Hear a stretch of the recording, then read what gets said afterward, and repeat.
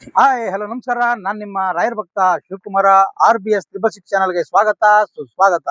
ನಾನಿವತ್ತು ಬೆಂಗಳೂರು ದಕ್ಷಿಣ ಜಿಲ್ಲೆ ಚನ್ನಪಟ್ಟಣ ತಾಲೂಕು ವಿರೂಪಾಕ್ಷಿಪುರ ಹೋಬಳಿ ಜೆ ಬ್ಯಾಡರಳ್ಳಿ ಗ್ರಾಮಕ್ಕೆ ಬಂದಿದ್ದೀನಿ.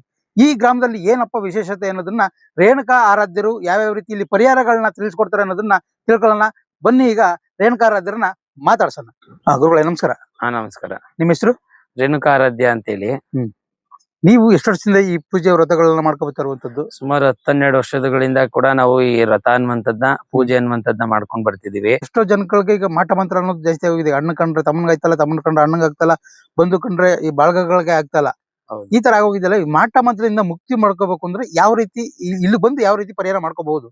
ಅಂದ್ರೆ ನಮ್ಮಲ್ಲಿ ಮಾಟ ಮಂತ್ರ ಪ್ರಯೋಗ ಆಗಿರುವಂತವ್ರಿಗೆ ಮೊದಲನೇದಾಗಿ ಯಾವ ರೀತಿ ಮಾಡಿದ್ದಾರೆ ಅನ್ನುವಂಥದ್ನ ನೋಡ್ತೀವಿ. ಪ್ರಶ್ನೆ ಶಾಸ್ತ್ರದ ಮುಖಾಂತರ, ಕವಡೆ ಶಾಸ್ತ್ರ ಮತ್ತೆ ಪ್ರಶ್ನೆ ಶಾಸ್ತ್ರದ ಮುಖಾಂತರ ಏನಪ್ಪಾ ಅಂತಂದ್ರೆ ಫಸ್ಟ್ ಶಾಸ್ತ್ರ ಅನ್ನುವಂಥದ್ನ ನೋಡ್ತೀವಿ. ಹೇಗೆ ಮಾಟ ಮಂತ್ರ ಮಾಡಿದ್ದಾರೆ ಇವ್ರ ಮೇಲೆ, ಮತ್ತೆ ಮಾಟ ಮಂತ್ರ ಮಾಡಿದ್ದಾರಾ ಇಲ್ವಾ ಅನ್ನುವಂಥದ್ನ ನೋಡಿ, ಅದನ್ನ ನೋಡಿದ ನಂತರ ಸುಮಾರು ತರದ ಪ್ರಯೋಗಗಳಿವೆ. ಅಂದ್ರೆ ಮಾಟ ಮಂತ್ರ ಪ್ರಯೋಗಗಳಲ್ಲೇ ಸುಮಾರು ತರದಿದೆ. ಅದಕ್ಕೆ ತಕ್ಕಂತ ಪರಿಹಾರಗಳು, ಅಂದ್ರೆ ಇದಕ್ಕೆ ಆದಂತ ಪರಿಹಾರ ಅನ್ನುವಂಥದ್ದು ಇರ್ತದೆ. ಈಗ ಮಂಡುಕ ಪ್ರಯೋಗ ಅಂತಂದ್ರೆ ಒಂದು ಕಪ್ಪೆನ್ ಮಾಡ್ಸಿರ್ತಾರೆ, ಕೈ ಕಾಲು ಉತ್ಕೊಳ್ಳೋದು ಅವೆಲ್ಲ ಇರ್ತದೆ. ಅದಕ್ಕೆ ಒಂದು ಪರಿಹಾರಗಳು ಇರ್ತವೆ. ಮತ್ತೆ ಜಗಳ ಗಂಟಿ ಪ್ರಯೋಗ ಅಂತ ಐತೆ. ಅದು ಬಂದು ಮನೇಲಿ ಜಗಳಗಳಾಗೋದು, ಅಪ್ಪನ್ ನೋಡ್ರೆ ಮಕ್ಳಿಗಾಗಲ್ಲ, ಮಕ್ಳು ನೋಡ್ರೆ ಅಪ್ಪಂಗಾಗಲ್ಲ. ಮನೇಲಿ ಜಗಳ ಮೊದ್ಲು ಚೆನ್ನಾಗೇ ಇರ್ತಾರೆ, ಚೆನ್ನಾಗೆ ಬಾಳ್ತಾ ಇರ್ತಾರೆ, ಬದುಕ್ತಾ ಇರ್ತಾರೆ. ಅದನ್ನ ನೋಡಿ ಸಹಿಸ್ಲಾರ್ದೇನೆ ಕೆಲವೊಂದು ಪ್ರಯೋಗಗಳನ್ನ ಮಾಡ್ಬಿಟ್ಟಿರ್ತಾರೆ. ಆ ಪ್ರಯೋಗಗಳನ್ನ ತೆಗೆದಿ ಅದಕ್ಕೆ ಉತ್ತಮವಾದಂತ ರೀತಿಯಲ್ಲಿ ಏನಾದ್ರೂ ಒಂದು ಒಳ್ಳೇದ್ ಮಾಡಿ ಕಳಿಸ್ತೀವಿ ಅವ್ರಿಗೆ. ಈಗ ಮಾಟ ಮಂತ್ರದಲ್ಲಿ ಯಾವ್ಯಾವ ರೀತಿ ಪ್ರಯೋಗಗಳನ್ನ ಮಾಡ್ತಾರೆ ಅವರು? ಮಾಟ ಮಂತ್ರಗ ಪ್ರಯೋಗಗಳಲ್ಲಿ ಮೊದಲನೇದಾಗಿ ಇವಾಗ ಜಾಸ್ತಿ ಮಾಡ್ತಾ ಇರೋದೇ ಬಾನಾಮತಿ ಪ್ರಯೋಗ ಅನ್ನುವಂಥದ್ದು. ಬಾನಾಮತಿ ಪ್ರಯೋಗ ಅನ್ನುವಂಥದ್ದು ಏನಾದ್ರು ಮಾಡ್ತು ಅಂತಂದ್ರೆ ಮನೇಲಿ ಒಬ್ರಿಗಾದ್ಮೇಲೆ ಒಬ್ರಿಗೆ ಆರೋಗ್ಯದ ಸಮಸ್ಯೆ ಅನ್ನುವಂಥದ್ದು ಕಾಡ್ತದೆ. ಮತ್ತೆ ಮನೇಲಿ ಎಷ್ಟೇ ಸಂಪಾದನೆ ಮಾಡಿದ್ರು ಕೂಡ ದುಡ್ಡು ಅನ್ನುವಂಥದ್ದು ನಿಲ್ಲಲ್ಲ. ಯಾವುದೇ ಒಂದು ಕೆಲಸ ಕಾರ್ಯಗಳು ಮಾಡಿದ್ರು ಕೂಡ ಅಭಿವೃದ್ಧಿ ಅನ್ನುವಂಥದ್ದು ಆಗಲ್ಲ. ದರಿದ್ರ ಅನ್ನುವಂಥದ್ದು ಇರ್ತದೆ. ಆ ದರಿದ್ರತೆ ಅನ್ನುವಂಥದ್ದು ಬರೋಂಗೆ ಮಾಡ್ಬಿಟ್ಟಿರ್ತಾರೆ ಎಷ್ಟೊಂದು ಪ್ರಯೋಗಗಳನ್ನ. ಸುಮಾರು 108 ತರದ ಪ್ರಯೋಗಗಳಿದೆ. ಆದ್ರೆ ಇವಾಗ ಜಾಸ್ತಿ ಮಾಡ್ತಾ ಇರುವಂತದ್ದು ಬಂದು ಬಾನಮತಿ ಪ್ರಯೋಗ ಮತ್ತೆ ಲಕ್ಷ್ಮಿ ಸ್ತಂಭನ ಪ್ರಯೋಗ ಅಂತ. ಲಕ್ಷ್ಮಿ ಸ್ತಂಭನ ಪ್ರಯೋಗ ಅಂದ್ರೆ ದುಡ್ಡು ಕಾಸು ಆಡದೇ ಇರೋ ತರ ಮಾಡ್ಬಿಡ್ತಾರೆ. ಅಂದ್ರೆ ಅವ್ರಿಗೆ ಬರೋ ದುಡ್ಡು ನಿಲ್ಲಲ್ಲ, ಮತ್ತೆ ಬರ್ತಾ ಇರುವಂತದ್ದು ಬರ್ತಾ ಇರಲ್ಲ, ಮತ್ತೆ ಇವ್ರು ಕೊಟ್ಟಿರೋ ದುಡ್ಡು ವಾಪಸ್ಗಳು ಬರಲ್ಲ. ಮತ್ತೆ ಎಷ್ಟೇ ಸಾಲಗಳು ಮಾಡಿದ್ರು ಇವರು ತೀರ್ಸಕ್ ಆಗಲ್ಲ. ಇನ್ ಮುಂದಕ್ ಜಾಸ್ತಿ ಸಾಲ ಆಯ್ತಾ ಇರ್ತದೆ ಹೊರತು ಅದನ್ನ ತೀರ್ಸುವಂತಹ ಶಕ್ತಿ ಅನ್ನುವಂಥದ್ದು ಇವ್ರಿಗೆ ಬರ್ತಿರಲ್ಲ. ಆ ತರ ಪ್ರಯೋಗಗಳು ಕೂಡ ಮಾಡ್ತಾ ಇದ್ದಾರೆ ಈಗ. ಈಗ ಮಾಟ ಮಂತ್ರದಲ್ಲಿ ಅತಿ ಕೆಟ್ಟದಾದಂತ ಮಾಟ ಮಂತ್ರ ಯಾವುದು ಸರ್? ಮಾಟ ಮಂತ್ರ ಪ್ರಯೋಗಗಳಲ್ಲೇ ಅತ್ಯಂತ ಕೆಟ್ಟದಾದಂತಹ ಮಾಟ ಮಂತ್ರ ಅಂತಂದ್ರೆ ಮಂಡುಕ ಪ್ರಯೋಗ ಅಂತೇಳಿ ಕರೀತಾರೆ. ಆ ಮಂಡುಕ ಪ್ರಯೋಗ ಅಂತಂದ್ರೆ ಒಂದು ಕಪ್ಪೆಯನ್ನ ತಂದು ಅದಕ್ಕೆ ಕೆಲವೊಂದು ಗಿಡಮೂಲಿಕೆಗಳನ್ನೆಲ್ಲ ಹಾಕಿ, ಈ ಕೆಲವೊಂದು ವೈರಿಗಳ ವಸ್ತುವನ್ನು ಹಾಕಿ ಅದನ್ನ ಮಾಡ್ತಾರೆ. ಅದನ್ನ ಮಾಡಿದಾಗ ಏನಪ್ಪಾ ಅಂತಂದ್ರೆ ಮನುಷ್ಯ ಬದುಕಿದ್ದು ಸತ್ತಾಗೆ, ಅಂದ್ರೆ ಮನ್ಗಿರುತ್ತವೆ ಎಲ್ಲಗಳು, ಅಂದ್ರೆ ಎಲ್ಲಾ ಕೆಲ್ಸಗಳು ಆಗಂಗೆ, ಮತ್ತ ಏನೋ ಮಾಡೋಕ್ ಆಗ್ದಂಗೆ ನರಳಿ ಸಾಯೋ ತರ ಮಾಡ್ತಾರೆ ಪ್ರಯೋಗಗಳನ್ನ. ಆ ತರ ಪ್ರಯೋಗಗಳು ಇವೆ. ಅದರಿಂದ ವಿಮೋಚನೆ ಆಗ್ಬೇಕು ಅಂದ್ರೆ ಇಲ್ಲಿ ಬಂದ್ರೆ ಎಷ್ಟು ದಿನದಲ್ಲಿ ವಿಮೋಚನೆ ಆಗ್ಬೋದು? ಅದು ಅವ್ರಿಗೆ ನಮ್ ಕಡೆ ಬಂತು ಅಂತಂದ್ರೆ ಖಂಡಿತವಾಗ್ಲೂ 9 ರಿಂದ 21 ದಿನದಲ್ಲಿ ಖಂಡಿತವಾಗ್ಲೂ ಏನೇ ಸಮಸ್ಯೆಗಳಿದ್ರು, ಮಾಟ ಮಂತ್ರ ಸಮಸ್ಯೆ ಇದ್ರೆ 100ಕ್ಕೆ 100ರಷ್ಟು ಪರಿಹಾರ ಅನ್ನುವಂಥದ್ದು ಮಾಡ್ಕೊಟ್ಟೇ ಕೊಡ್ತೀವಿ. ಈಗ ಮನೆಗಳಲ್ಲಿ ಜಂಜಾಟಗಳು ಇರುತ್ತೆ. ಈಗ ಗಂಡ ಹೆಂಡತಿ ಜಗಳಗಳು ಅಥವಾ ಅತ್ತೆ ಸೊಸೆ ಜಗಳಗಳು, ಇಲ್ಲ ಅಮ್ಮ ಮಗಳ ಜಗಳಗಳು ಇದ್ದೇ ಇರುತ್ತಲ್ಲ. ಅದರಿಂದ ಪರಿಹಾರ ಇಲ್ಲಿ ಬಂದು ಯಾವ ರೀತಿ ಮಾಡ್ಕೋಬಹುದು? ಈಗ ನಮ್ಮಲ್ಲಿ ಮನೆಯಲ್ಲಿ ಜಗಳಗಳಾಗೋದಕ್ಕೆ ಏನಪ್ಪಾ ಅಂತಂದ್ರೆ ಒಂದು ದೃಷ್ಟಿಕೈ ಅಂತ ಮಾಡ್ಕೊಡ್ತೀವಿ. ಅದ್ರಲ್ಲಿ ಮನೆಯಲ್ಲಿ ಅಶಾಂತಿ ಅನ್ನುವಂಥದ್ದು ಮೂಡ್ದಿರೋ ತರ, ಮನೆಯಲ್ಲಿ ದುಡ್ಡು ಕಾಸು ಎಷ್ಟೇ ಸಂಪಾದನೆ ಮಾಡ್ರು ನಿಲ್ದಿರೋದು ಇರ್ತದಲ್ಲ, ಆ ದುಡ್ಡು ಕಾಸು ನಿಲ್ಲ ತರ, ಮತ್ತೆ ಮನೆಗೆ ಯಾರೇ ಮಾಟ ಮಂತ್ರ ಪ್ರಯೋಗಗಳು ಮಾಡ್ಸಿದ್ರು ಕೂಡ ಮನೆಗ್ ಬರ್ದಿರೋ ತರ, ಮತ್ತೆ ಮನೆಯಲ್ಲಿ ಜಗಳಗಳಾಗ್ದಿರೋ ತರ, ಮನೆಯಲ್ಲಿ ಕೆಟ್ಟ ಕನ್ಸುಗಳು ಬೀಳ್ದಿರೋ ತರದ್ದು ಒಂದು ಕಾಯಿ ಇದೆ ನಮ್ಮ ಹತ್ರ. ಅದೇ ಹಳೆ ವಿಡಿಯೋದಲ್ಲಿ ತೋರಿಸಿದ್ಯವಲ್ಲ, ಆ ಕಾಯಿನ ಕಟ್ಟೋದ್ರಿಂದ ಮನೆಯಲ್ಲಿ ಜಗಳ ಅನ್ನುವಂಥದ್ದು ಕಡಿಮೆ ಆಗುತ್ತೆ. ಮತ್ತೆ ಕ್ಷೇತ್ರದಲ್ಲಿ ಅಮಾವಾಸ್ಯೆಯಲ್ಲಿ, ಪ್ರತಿ ಅಮಾವಾಸ್ಯೆಯಲ್ಲೂ ಕೂಡ ವಿಶೇಷವಾದಂತ ಕಟ್ಟುಗಳು ಹೊಡಿತೀವಿ. ಅದನ್ನ ಹೊಡ್ಸೋದ್ರಿಂದ ಅವ್ರಿಗೆ ಮೈಂಡ್ ಫ್ರೆಶ್ ಆಗುತ್ತೆ, ಮನೆಯಲ್ಲಿ ಜಗಳ ಅನ್ನುವಂಥದ್ದು ಕಡಿಮೆ ಆಗುತ್ತೆ.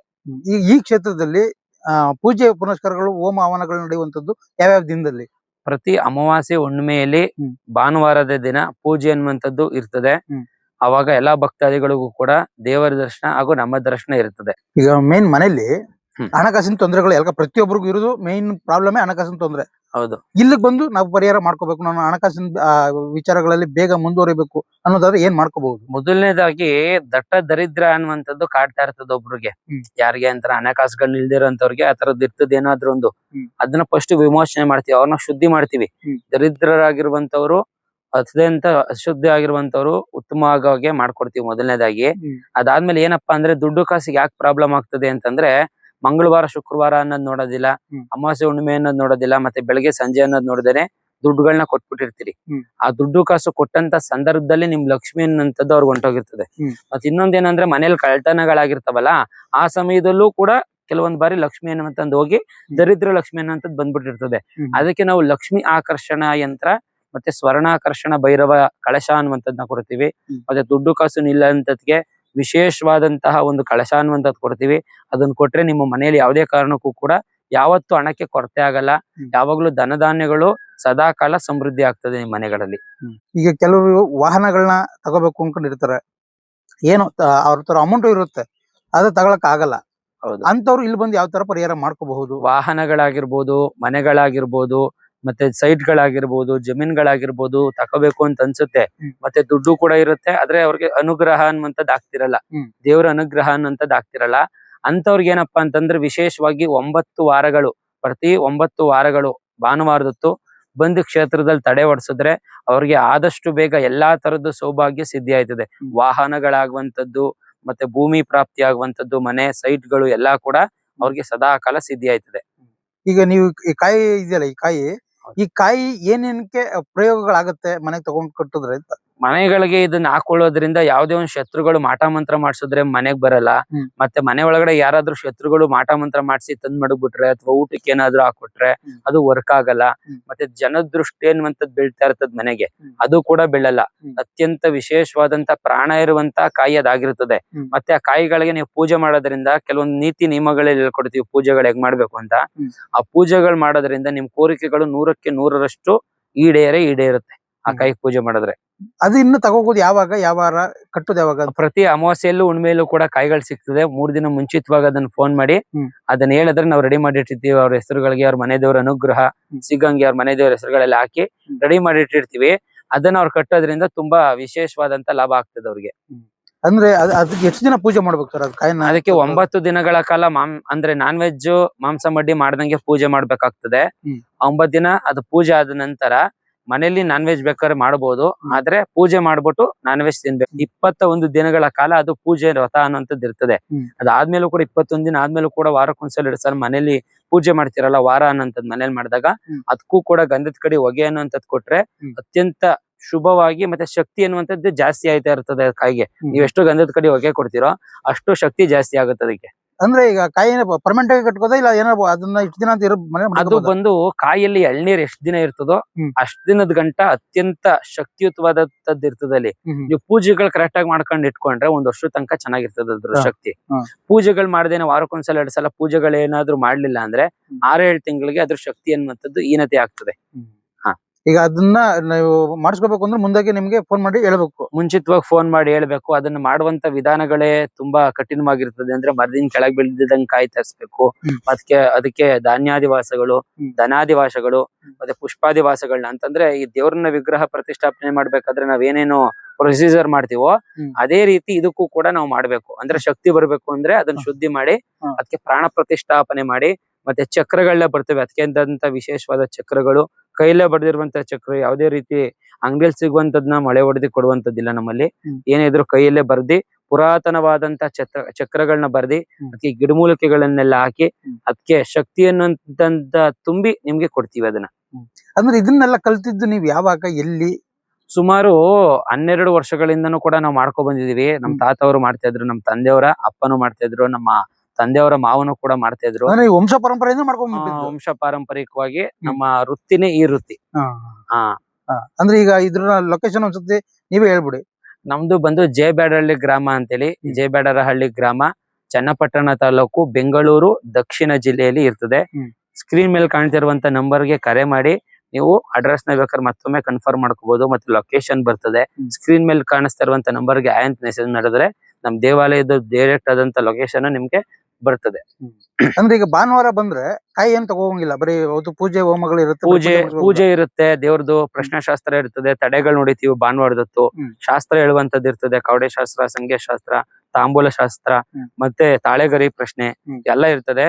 ಅವತ್ತು ಪ್ರಶ್ನೆ ನೀವು ಕೇಳ್ಕೊಂಡು ಹೋಗ್ಬಿಟ್ಟು ಒಂದ್ ಡೇಟ್, ಅಮಾವಾಸ್ಯೆಗೋ ಹುಣ್ಮೆಗೋ ಒಂದ್ ಡೇಟ್ ಕೊಡ್ತೀವಿ. ಆ ಡೇಟ್ ಬಂದು ಪರಿಹಾರ ಮಾಡಿಸ್ಕೊಂಡ್ರೆ ಅತ್ಯಂತ ಶುಭ ನಿಮ್ಗೆ. ಅಂದ್ರೆ ಈ ಕವಡೆ ಶಾಸ್ತ್ರದ ಮುಖಾಂತರ ಅವ್ರ ಏನ್ ಪ್ರಾಬ್ಲಮ್ ಇದೆ ಅನ್ನೋದು ನಿಮ್ಗೆ ಗೊತ್ತಾಗುತ್ತೆ. 100ಕ್ಕೆ 100ರಷ್ಟು ಗೊತ್ತಾಗ್ಬಿಡ್ತದೆ ಹಾ. ಅವ್ರಿಗೆ ಏನ್ ಸಮಸ್ಯೆಗಳಿದೆ ಅನ್ನುವಂಥದ್ದು. ಅವ್ರು ಇಲ್ಲಿ ಬಂದ್ರೆ ಹ್ಮ್. ಅವ್ರಿಗೆ ಏನಿದೆ ಅವ್ರೇನು ಹೇಳೋದೇ ಬೇಡ ನಮ್ಗೆ ಇಂಥ ಸಮಸ್ಯೆಗಳಿದೆ ಅಂತ. ಅಲ್ಲಿ ಶಾಸ್ತ್ರದಲ್ಲೇ ಉಲ್ಲೇಖ ಆಗಿರ್ತದೆ, ಮತ್ತೆ ಅದನ್ನ ನಮ್ಗೆ ಗೊತ್ತಾಗುತ್ತೆ ಅವ್ರು ಏನ್ ಬಂದಿದ್ದಾರೆ ಅನ್ನೋದು ಶಾಸ್ತ್ರದಲ್ಲಿ ಹೇಳ್ತದೆ. ಅದನ್ನ ನಾವು ಅವ್ರಿಗೆ ಹೇಳ್ತೀವಿ. ಅಂದ್ರೆ ಅವ್ರು ಬಂದಾಗ ಇಂಥ ದಿನ ಡೇಟ್ ಕೊಟ್ರೆ ನೀವು ಆ ಡೇಟ್ ಬಂದು ಅವರು ಕಾಯಿ ತಗೋವಂತದ್ದು. ಕಾಯಿ ತಗೋ ಹೋಗುವಂತದ್ದು, ಇಲ್ಲ ಬೇರೆ ಪರಿಹಾರಗಳಿದ್ರೆ ಆ ಪರಿಹಾರಗಳು ಮಾಡ್ಸ್ಕೊಂಡು ಹೋಗುವಂತದ್ದು ಎಲ್ಲ ಇರ್ತದೆ. ಅಂದ್ರೆ ಒಂದೇ ಕಾಯೇ ಪರಿಹಾರ ಅಂತಲ್ಲ, ಇಲ್ಲ, ಇಲ್ಲ. ಒಂದೊಂದಕ್ಕೆ ಒಂದೊಂದು ಪರಿಹಾರ ಇರುತ್ತೆ. 100% ನಿಜ ಅದು. ಎಲ್ಲದಕ್ಕೂ ಒಂದೊಂದು ಪರಿಹಾರಗಳು ಇರ್ತವೆ. ಒಂದಕ್ಕೆ ಕಾಯಿ ಮಾಡ್ಬೇಕು ಅಂತ ಇರ್ತದೆ, ಕೆಲವೊಂದು ಮನೆಗೆ ದಿಗ್ಬಂಧನ ಮಾಡ್ಬೇಕು ಅಂತ ಇರ್ತದೆ, ಮತ್ತೆ ಕೆಲವೊಂದು ಏನಂತಂದ್ರೆ ವಿಶೇಷವಾಗಿ ಅವ್ರಿಗೆ ಧಾರಣೆ ಮಾಡ್ಕೊಳ್ಳುವಂತ ತಾಯ್ತಗಳು ಕೊಡ್ತೀವಿ. ಅವ್ರ ಸಮಸ್ಯೆಗೆ ತಕ್ಕಂತ ತಾಯ್ತಗಳು ಇರ್ತವೆ, ಅದನ್ನೆಲ್ಲ ಮಾಡ್ಕೊಡ್ತೀವಿ.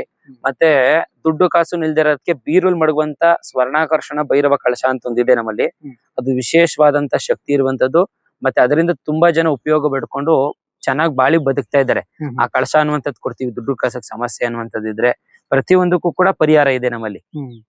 ಅಂದ್ರೆ ಈಗ ಗುರುಜಿ, ನಾನು ಏನ್ ಕೇಳ್ಬೇಕು ಅನ್ನೋದು ಫಸ್ಟ್ ಕೇಳ್ಬೇಕಾಯ್ತು, ಅದನ್ನ ಈಗ ಲಾಸ್ಟ್ ಅಲ್ಲಿ ಕೇಳ್ತಾ ಇದ್ದೀನಿ. ಏನು ಅಂತಂದ್ರೆ, ಈ ಮನೆಗೆ ಪೀಡೆ ಪಿಶಾಚಿ ಅಂತ ಒಬ್ಬೊಬ್ರು ಏನೋ ಮೆಟ್ಕೊಂಡಿದೆ ಅಂತ ಹೇಳ್ತಾರಲ್ಲ, ಹೌದು. ಇಲ್ಲಿ ಬಂದು ಯಾವ ರೀತಿ ಪರಿಹಾರ ಮಾಡ್ಕೋಬಹುದು? ಇದು ನಮ್ಮಲ್ಲಿ ಒಂದು ದೇವ್ರಿದೆ.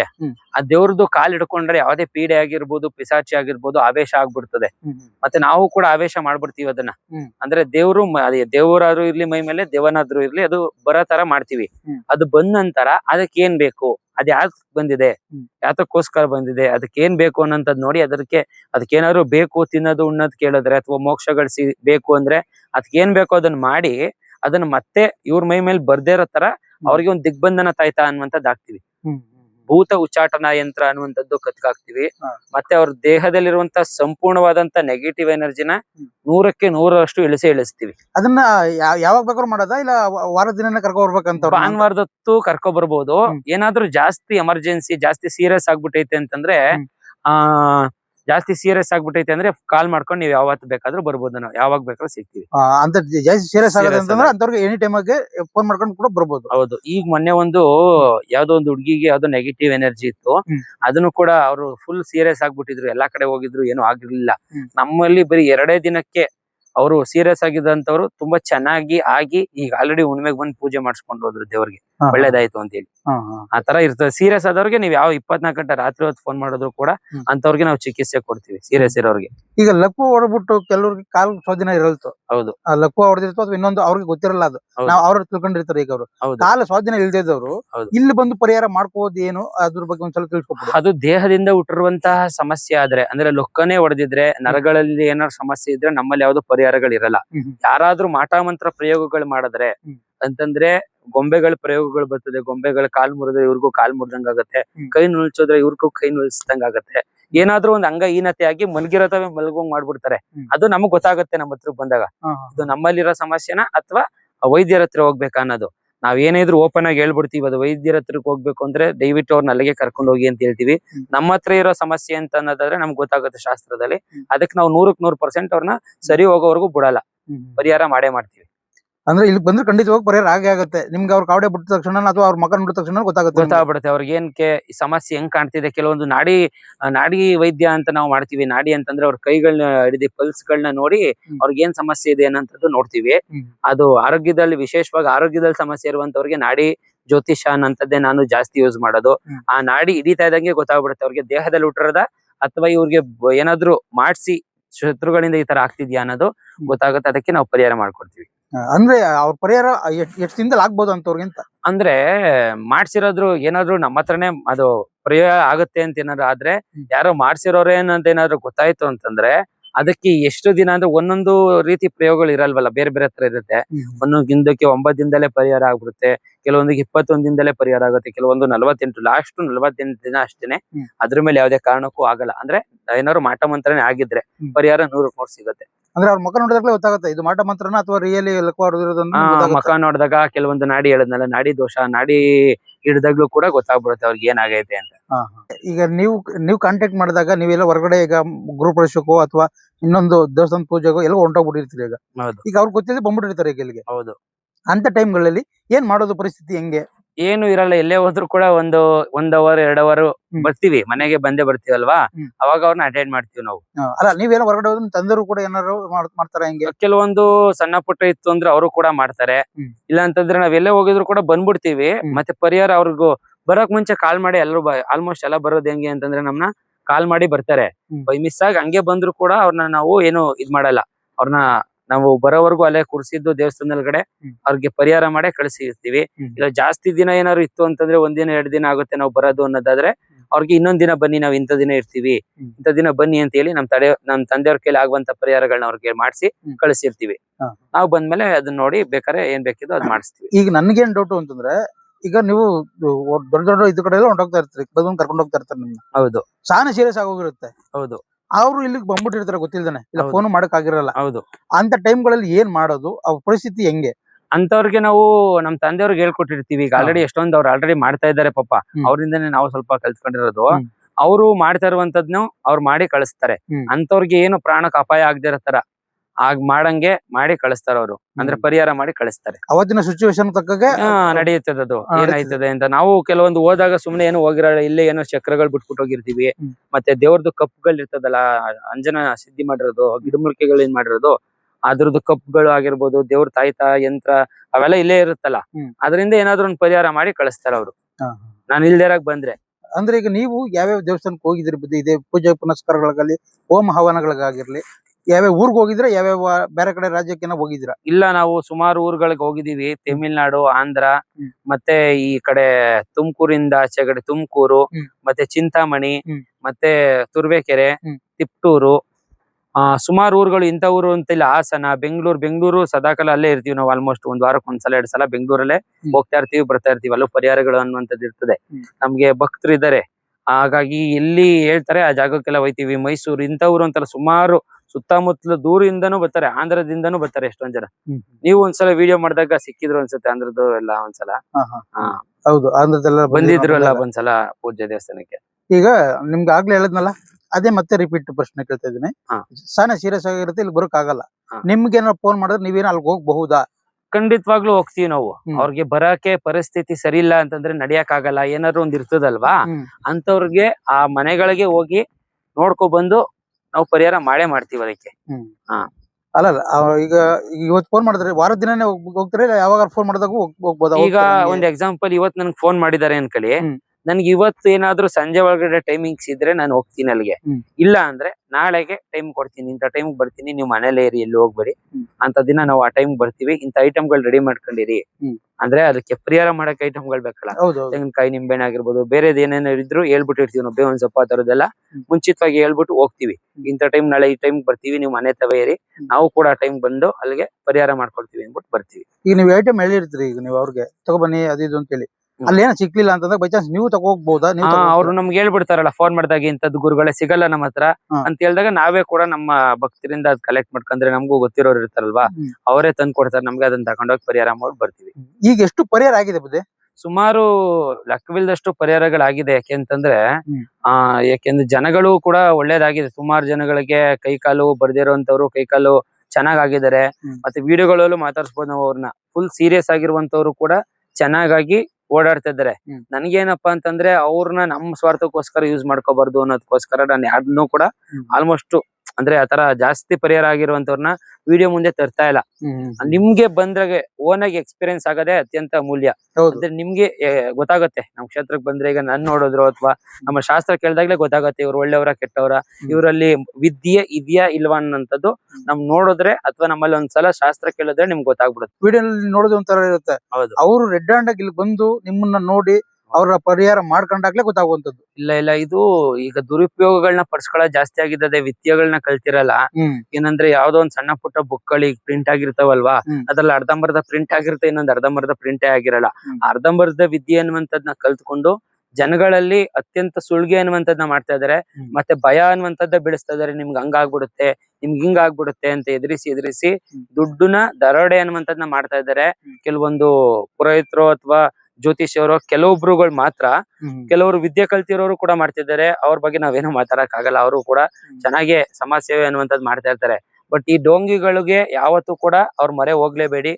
ಯಾವತ್ತೂ ಕೂಡ ಗೊತ್ತಿರೋರ ಹತ್ರ, ನಿಮ್ಗೆ ನಂಬಿಕೆ ಇರುವಂತವ್ರ ಹತ್ರನೇ ನಿಮ್ ಕಷ್ಟಗಳನ್ನ ಪರಿಹಾರ ಮಾಡಿಸ್ಕೊಂಡ್ರೆ ಉತ್ತಮ. ಹೌದು, ಖಂಡಿತ ಅದು ಆ ತರ ಮಾಡ್ಬೋದು. ಈಗ ಕೊನೆಯದಾಗಿ ಬುದ್ಧಿ, ವೀಕ್ಷಕರಿಗೆ ಏನು ಭರವಸೆ ಕೊಡ್ತೀರಾ ಇಲ್ಲಿ ಬಂದ್ರೆ?